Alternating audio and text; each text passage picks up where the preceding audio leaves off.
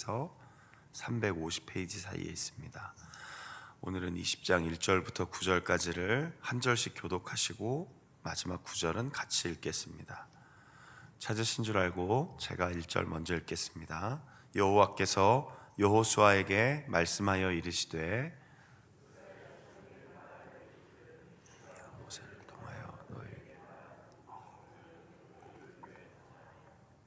부지 중에 실수로 사람을 죽인 자를 그리로 도망하게 하라. 이는 너희를 위해 피의 보복자를 피할 곳이니라. 이 성읍들 중에 하나에 도피하는 자는 그 성읍들에 들어가는 문어기에 서서 그 성읍의 장로들의 귀에 자기의 사건을 말할 것이요 그들은 그를 성읍에 받아들여 한 곳을 주어 자기들 중에 거주하게 하고 피의 보복자가 그의 뒤를 따라온다 할지라도 그들은 그 살인자를 그의 손에 내주지 말지니 이는 본래 미워함이 없이 부지 중에 그의 이웃을 죽였음이라. 그 살인자는 회중 앞에 서서 재판을 받기까지 또는 그 당시 제사장이 죽기까지 그 성읍에 거주하다가 그 후에 그 살인자는 그 성읍 곧 자기가 도망하여 나온 자기 성읍 자기 집으로 돌아갈지니라 하시니라. 이에 그들이 납달리의 산지 갈릴리 게데스와 에브라임 산지의 세겜과 유다 산지의 기럇 아르바 곧 헤브론과 요단 저쪽 루벤 지파 중에서 평지 광야의 베셀과 갓 지파 중에서 길라 라못과 므낫세 지파 중에서 바산 골란을 구별하였으니 9절 같이 읽겠습니다. 이는 곧 이스라엘 모든 자손과 그들 중에 거류하는 거류민을 위하여 선정된 성읍들로서 누구든지 부지 중에 살인한 자가 그리로 도망하여 그가 회중 앞에 설 때까지 피의 보복자의 손에 죽지 아니하게 하기 위함이라. 아멘. 오늘은 여호수아 20장 1절에서 9절까지를 같이 한번 읽었습니다. 이 말씀 가지고 오늘 피난처 되시는 그리스도, 예수 그리스도라는 제목으로 말씀 함께 나누고 기도하는 시간을 갖겠습니다. 사실은 이 1절 오늘 여호와께서 여호수아에게 말씀하여 이르시되 이 문장은 저희들이 그 민수기 성경을 읽을 때 좀 자주 반복됐던 말씀입니다. 여호수아에게 말씀하여 이르시되 그 대신 모세에게 말씀하여 이르시되 이 말이 굉장히 자주 반복되었습니다. 오늘 우리도 물론 이렇게 함께 우리가 교독도 하고 또 제가 짧은 메시지를 전하긴 하지만 오늘 우리에게 말씀하시는 분은 하나님이십니다. 오늘도 이 20장을 통해 하나님이 우리에게 말씀하시는 것을 오늘의 어떤 하루의 묵상으로 또 오늘 하루에 나에게 살아갈 하나님이 주신 또 말씀으로 잘 기억하시고 믿음으로 살아가시기를 간절히 소망합니다. 자, 도피성은 오늘 성경에 잘 나와 있습니다. 2절과 3절 그리고 그 이후에도 이 도피성을 왜 세웠는가 설명이 좀 다 돼 있습니다. 그러니까 보복 당하지 않도록 보호하는 제도입니다. 물론 여기에 나오는 사람이 살인자이기는 합니다. 성경은 살인을 엄하게 금합니다. 그 누구도 함부로 죽일 자는 없고 그 누구도 함부로 누군가를 죽여서는 안 됩니다. 피는 생명이기 때문에 하나님이 주신 생명을 함부로 다루는 것은 하나님이 원하시는 바가 아닙니다. 그런데 3절에 보니까 부지 중에 라고 되어 있죠. 그리고 나중에도 읽어보면 5절 끝에 본래 미워함이 없었으나 부지 중에, 그러니까 이 부지 중이라는 단어는 실수라고 하는 단어로 표현하기에는 좀 부족하긴 합니다. 결국 실수로든 그게 뭐 고의가 아니었든 사람이 죽었다는 것은 되돌릴 수도 없고 어떻게 회복할 수도 없는 문제 아닙니까? 자, 그러나 이 제도를 하나님이 왜 세우셨냐면 첫 번째는 그 거룩한 땅에, 그러니까 하나님이 함께 하시는, 그리고 하나님께서 허락하신 그 가나안 땅에 이제 그들이 밟는 모든 땅을 이스라엘 백성들에게 주신 후 단순히 정복으로 끝나는 게 아니라 그 땅에서 하나님의 선하신 뜻을 펼쳐가야 할 그 땅을 하나님이 지키고자 하시는 겁니다. 단순한 땅을 지키는 게 아니라 그 지역, 그들의 살아가는 삶, 그들이 궁극적으로 바라보아야 할 하나님의 나라를 보게 하시려는 아주 중요한 제도입니다. 그래서 오늘 성경은 그들을 보호하라 이렇게 하고 있습니다. 마치 살인자가 도망할 수 있도록 길을 열어주는 것처럼 느껴지지만 결국 그 사람이 또 누군가에게 보복을 당하고, 그럼 또 반대로 그를 또 보복하고, 그럼 또 반대로 또 그 사람을 보복하는 이 보복과 원수 갚음과 이 억울한 모든 일을 끊어내기 위한 하나의 법적인 제도 장치였다는 것이죠. 오늘날 우리는 여러 가지 법적인 제도 안에 살아가고 있죠. 특별히 우리는 이 사법 체계 안에서 살아가고 있습니다. 그러니까 우리는 억울한 일이 생기면 찾아가는 어떤 법적인 관련된 분들이 있으시죠. 그러니까 이 시대에는 도피성으로 들어갔다라는 겁니다. 그리고 보호를 받고 보호하고, 그리고 뭘 느끼는 겁니까? 살인이라는 것이 정말로 하면 안 되는 것이구나. 어떤 모습으로든 사람이 죽는다는 것은 하나님께서 굉장히 중요하게 엄하게 보시는구나를 이제 깨닫게 되었다는 것입니다. 저는 학교 다닐 때 대부분 이런 성경의 내용들이나 특히 도피성이 나중에 어디에 세워놨는지 나오잖아요. 이게 다 사실은 외워서 시험도 보고 그랬거든요. 그러니까 한참 신학 공부할 때는 이런 여러 가지 내용과 단어들이 이렇게 묵상이나 은혜로 다가오는 게 아니라 이거 내일 아침에 도피성 이거 뭐였지? 그러면 막 써야 됩니다. 게데스, 세겜, 아르바의 곧 헤브론, 그리고 그 뒤에 보면 이름도 잘 안 외워져요. 베셀, 길르앗, 라몬, 바산, 골란. 사실은 생각해 보십시오. 오늘 아침에 오늘의 말씀, 오늘 나에게 주시는 은혜의 말씀 이렇게 읽으니까 그렇지. 이거 끝나고 이거 이제 마치고 나가기 전에 잠깐 쪽지 시험 보겠습니다. 오늘 새벽기도 얼마나 잘 들으셨는지 대신 나가실 때 요 도피성 6개 다 각자 꼭 잘 외웠는지 쓰고 나가십시오. 그럼 이제 어떻게 하실 것 같습니까? 지금부터 피하고 싶으시죠? 아닙니까? 어차피 안 할 거니까 아무 생각 없으십니까? 멍하니 계시면 잠에서 깨십시오. 근데 사실 여기에 담겨있는 아주 중요한 의미가 있습니다. 오늘 제목입니다. 구약시대에는 가나안 땅에 들어가서 여호수아가 땅을 막 분배할 때에는 분명히 모세가 하나님으로부터 들었던 그 제도를 이제 실현시키는 겁니다. 그리고 제가 조금 전에 말씀드렸잖아요. 도피성이 어떤 의미가 있다.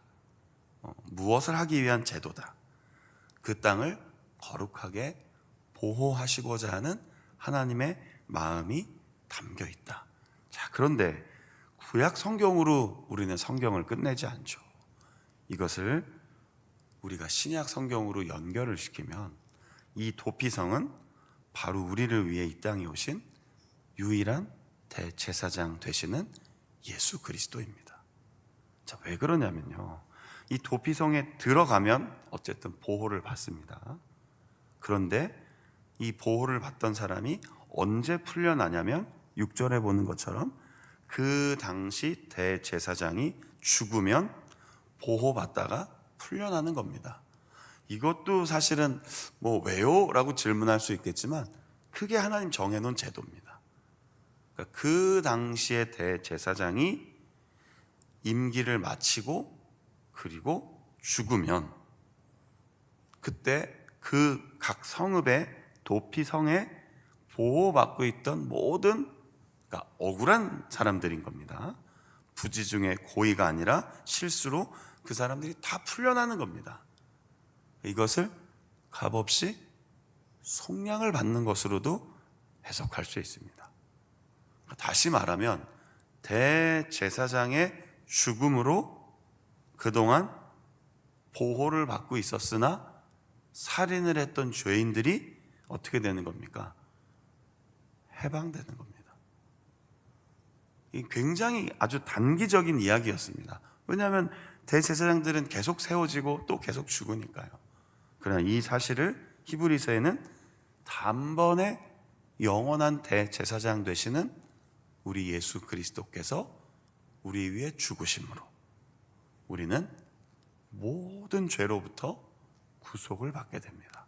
단 우리가 그 사실을 믿고 받아들여야 되죠. 따라서 이 10장에 나오는 도피성 제도는 단순히 사회 보호, 법적 안전장치만을 위한 성경이 아니고요. 그렇게 얘기하려면 훨씬 더 까다로운 법적인 이야기들을 담아놨어야 될 겁니다. 그러나 오늘 이 10장이 우리에게 말하고자 하는 교훈은 이런 구약의 단기간의 보호장치였던 도피성을 넘어 오늘 우리는 영원한 피난처 되시는 예수 그리스도 안에서 살고 있음을 말하고자 하는 것입니다. 오늘 우리의 보호자가 누구십니까? 하나님 아버지이십니다. 오늘 우리의 삶의 인도자가 누구이십니까? 우리 위에 죽으시고 부활하신 예수 그리스도이십니다. 오늘 우리 삶의 가장 좋은 동행자가 누구십니까? 우리 마음을 강하게 하고 우리의 마음에 평안을 주시고 말씀을 읽을 때는 감동도 받고 깨닫게도 하시고 우리가 찬송을 부를 때 그 찬송에 담겨있는 귀한 은혜를 함께 누리고 함께 고백할 수 있게 하시고 기도할 때에는 우리의 기도에 신실하게 응답해 주시겠구나 확신을 갖게 하시는 성령님 안에서 우리는 살아가고 있습니다. 우리의 영원한 피난처 되시는 예수 그리스도께서 오늘 이 새벽에도 오늘 하루 우리의 삶 가운데 함께하고 계시다는 것이죠. 어떨 때에도요, 부지 중에도요. 우리도 실수할 수 있잖아요. 우리도 오늘 실수할 수 있습니다. 뭐 마음 먹고 오늘 내가 하루 그냥 완전히 망가뜨리겠다 이렇게 살아갈 그리스도인들이 얼마나 되겠습니까? 그러나 우리도 오늘 어쩌면 뭐 사람을 죽이는 것까지 가지는 않더라도 실수하여 사람들에게, 실수하여 내 가족들에게, 실수하여 또 누군가에게, 혹은 나의 허물과 약점이 오늘 내가 살아가는 삶의 자리에 그 순간순간에 출근해서 일하시는 그곳에 일어날 수 있다니까요. 바로 그 모든 상황 가운데 우리를 여전히 보호해 주고 계시는 예수 그리스도, 오늘 그분을 이 도피성이라는 사건을 통해 이 장소를 통해 보게 되는 것입니다. 오늘 이 아침 그렇게 기도하십시오. 나의 피난처 되시는, 나의 보호자 되시고 나의 인도자 되시는 예수 그리스도, 그분을 내가 믿고 의지합니다. 아까 우리 찬송 불렀던 후렴 가사 기억하십니까? 내 모든 형편 아시는 주님, 늘 보호해 주실 것을 어떻게 해요? 나는 확실히 알고 있다라고 고백하는 겁니다. 오늘 이 새벽에 모세가 먼저 이 제도를 설명했고요, 여호수아는 이 성읍을 실현시켰던 사람입니다. 그리고 이제 그 여호수아와 아주 비슷한 뜻을 갖고 있는 우리의 영원한 피난처 되시는 예수님께서 오늘 이 아침 기도하고 오늘 믿음으로 살아가고자 하는 모든 성도님들의 삶에 가장 좋은 도피성이 되어 주십니다. 이 사실 기억하고 오늘 믿음으로 담대하게 살아가십시오. 내 곁에 계신, 내 안에 나와 함께 계신, 내 앞길에 나의 인도자 되어 주시는 하나님이 계시는데 두렵고 근심하고 염려로 살아갈 수 없습니다. 오늘 하루 믿음의 눈을 들어 주님 바라보며 주님과 동행하는, 승리하시는, 그리고 늘 안전하게 보호해 주시는 그 은혜에 힘입어 오늘 이 수요일 하루도 믿음으로 살아가시기를 주님의 이름으로 축복합니다. 설교를 마치기 전에 주일날 광고했던 것 기억하시죠? 오늘 12월 17일 여기 이 자운교회가 세워졌던 그 날을 기억하면서 하나님, 이렇게 반석 위에 세워지는, 든든한 말씀 위에 세워지는 우리 자운교회 되게 해 주십시오. 그리고 나도, 우리의 가정도, 또 우리의 삶 가운데 모든 순간순간도 반석 위에 세워지는, 주의 말씀 위에 세워지는 그런 가정, 교회, 나의 삶이 되게 해 주십시오.